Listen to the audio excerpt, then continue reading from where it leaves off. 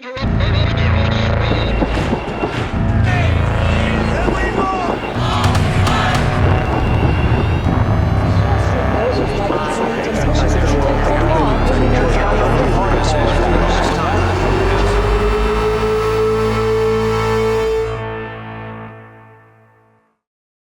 guys, I'm Mnar Muhawesh for MintPress News' Behind the Headline. Throughout history, some of the world's most influential empires have also been the most brutal. In turn, their legacy has turned empire into a very dirty word indeed. The Roman, British, Ottoman, Spanish, and Soviet empires come to mind readily. And in school, we learn about the glories of these civilizations, their cultural triumphs, and their contributions to the world we live in today. But what's often left out is the devastating truth that empires are built on the atrocious foundations of sex and migrant slavery, military expansion and aggression, land and resource theft, and even genocide. And while history is littered with the atrocities of empires built and toppled, empire is certainly not a thing of the past. In fact, today, not only is the United States an empire in every sense of the word, it's the biggest empire the world has ever seen. We may not have a monarchy living on a giant gleaming castle ruling over the land from their velvet thrones, or an elite that feeds off of the global wealth of a working class structure based on race, sex, and religious ideology, or perhaps a military conquering lands on horses with swords across borders, brutally killing natives, toppling rulers, and stealing their resources. Well, actually, that's exactly what we have now. While the look of empire may have changed on the outside, empire remains fundamentally the same on the inside.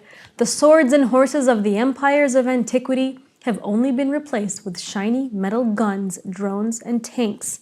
And ruling over us is a 1% elite and multinational corporations aiming to dominate the world. The tentacles of empire today stretch throughout the world via US alliances with institutions like NATO, the UN, and big banks like the IMF. And they've already eaten up the wealth of nearly 60% of the world's population. Yet the corporate media will never refer to the United States as an empire, nor will it cover the horrors of exploitation at home or abroad. But one show, The Empire Files, a new series hosted on Telesur, is tackling the issue on both fronts. Here to talk to me about how the US empire operates with a little bit more context to today's world is Abby Martin, the host of the new show. Take a look. Thank you so much, Abby, for joining me today. You know, what I really find interesting about your show, The Empire Files, is that you provide your coverage through the lens that the United States is operating through a more sophisticated form of empire building, which is through monopoly capitalism. Why do you think it's so important to cover the building of empire through that one lens of monopoly capitalism and corporate takeover? Well, that's the predication of the entire system. So what's amazing is that no one else addresses the empire in this lens. No other coverage of mainstream media or any establishment figures talking about the way that the world works and the way that the U.S. operates itself around the world does so in the context of empire, does so in the context of monopoly capitalism. So I think that that's really crucial to talk about reality, especially when you have figures like Karl Rove, former Bush aide, puppeteer, openly, unabashedly saying that we live in an empire, and when we act, we create our own reality, and you guys are just left to report on that reality. So when they're operating within that framework, I think it's more than due time to hijack that language back from them, own it, and report on it with the truth in full force, talking about what's really happening. If you look back at the last 50 years, the U.S. really became the dominant empire, after World War II, with the use of the atomic bomb kind of asserting itself on the world stage.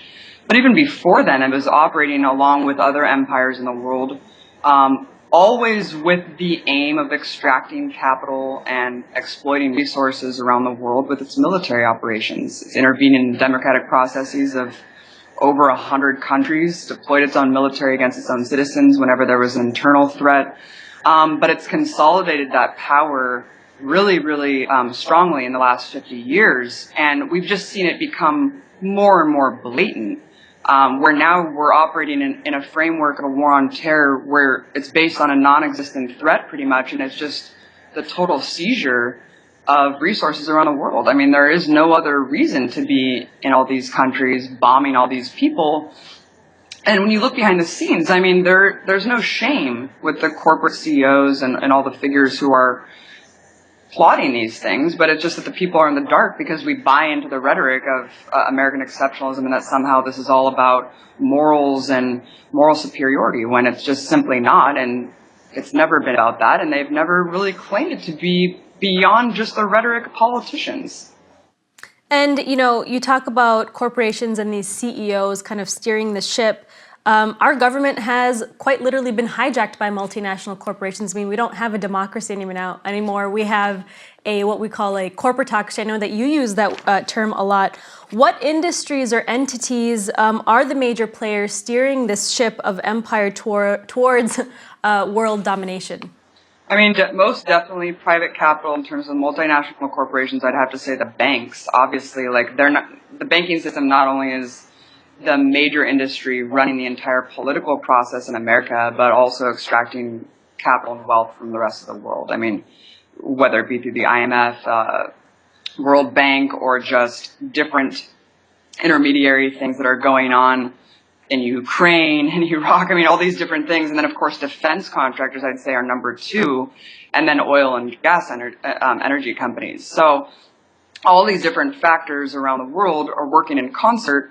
Look no further than the TPP. I mean, what more proof do you need to see that there's an entire corporate coup going on with all these industries working together, leaving the public in the dark, like it does every time? And when you look at even something like the civil war in the Congo that's been going on, that's claimed the lives of millions and millions of people, not a peep from the mainstream media, not a peep from the political mainstream establishment. All we hear about is Syria.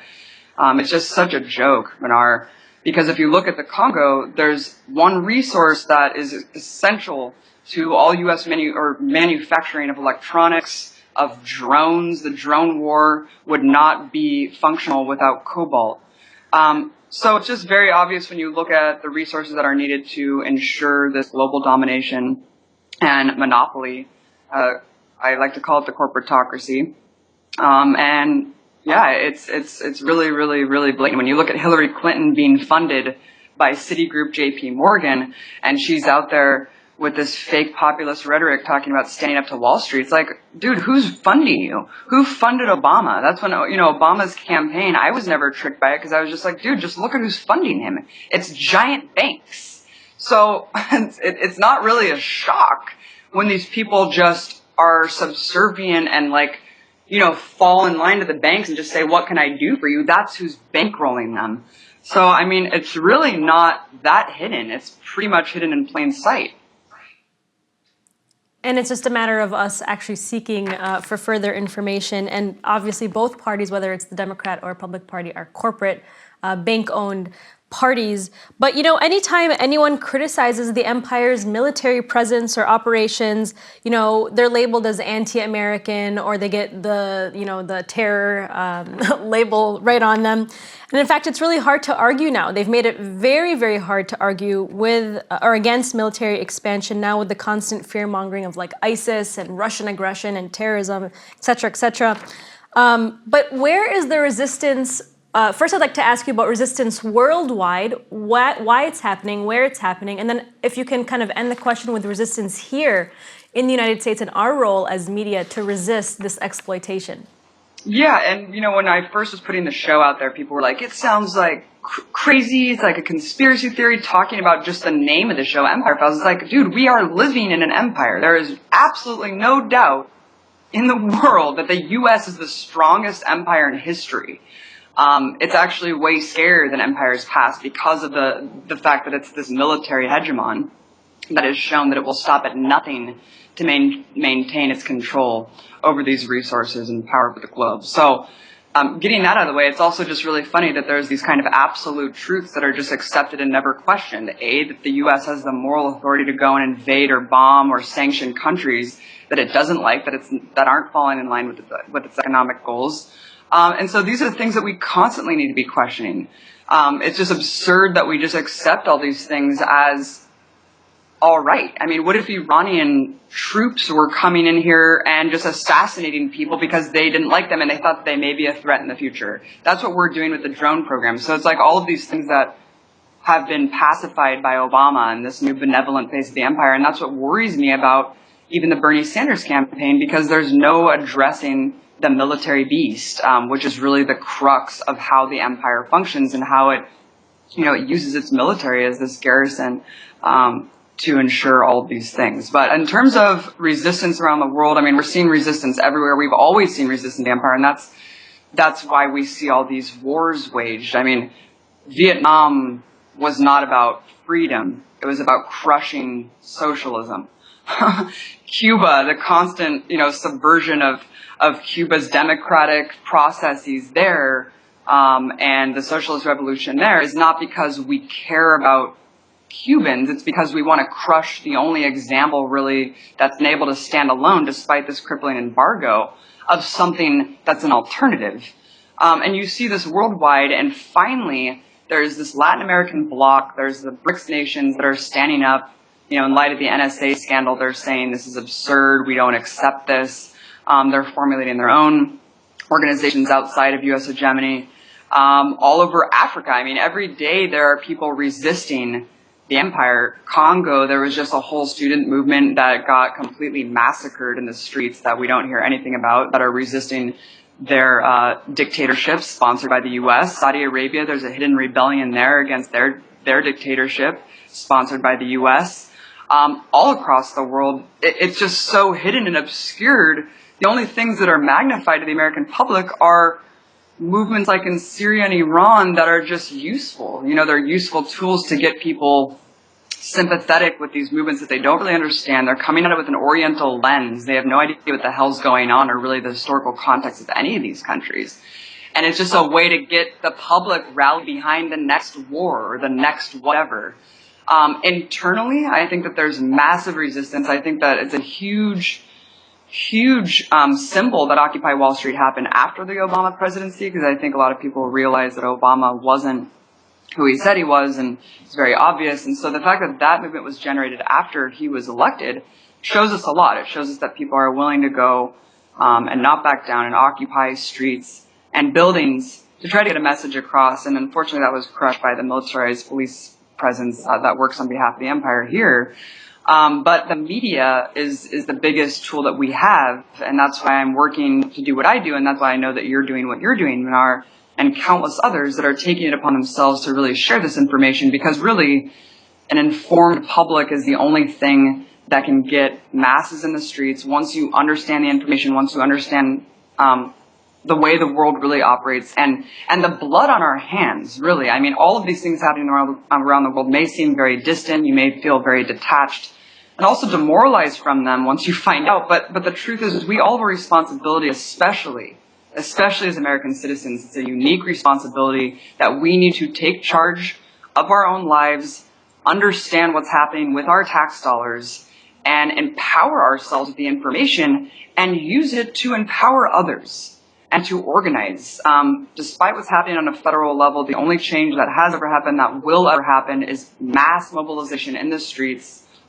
And, as unpopular as some of these sentiments are, i.e. Palestine, we still get looked at like we're insane and anti-Semitic for trying to talk about the liberation of like this open-air prison that's existing, one of the greatest humanitarian crises that's ever existed in the world. It's just like the information's on our side. When MLK was doing what he was doing, and when he switched over from, domestic issues to the military front, he was ostracized from his own community. He was loathed even. And now we look back at him as this revered revolutionary figure, but at the time, I mean, he was scorned and hated when he started talking about Vietnam and how, America was the greatest purveyor of violence in the world. So I think that even though we feel really isolated and we feel really marginalized with these horrific facts, we have the truth on our side. We are winning. We are on the win side of history, and there are millions of us out there that are completely over it. They know that it's all a sham. I think that's why Bernie Sanders' campaign is getting so much popularity, because he is totally denouncing this billionaire-run system and saying we need a political revolution. And people are really resonating with that message, because they know that it's not going to come from the top. and they know that it has to come from a complete overhaul of the system and a revolution of the mind, of consciousness, ideas, and we're all trying to do that every day, and it's a beautiful thing. Absolutely, and I think that's why this election season is so important, and we really shouldn't, fall for these kinds of, this political rhetoric, being provided by like Hillary Clinton, who is literally being bankrolled by banks, telling us that we have an income inequality and billionaire problem. Yeah, right, Hillary. But every empire throughout history has fallen with, new ones emerging, and, the United States empire has been compared to the likes of the Roman Empire, that, it's really focusing on military spending, exploitation, and creating this like invisible enemy that is, terrorism, as you mentioned, to expand its military presence abroad. But every empire falls.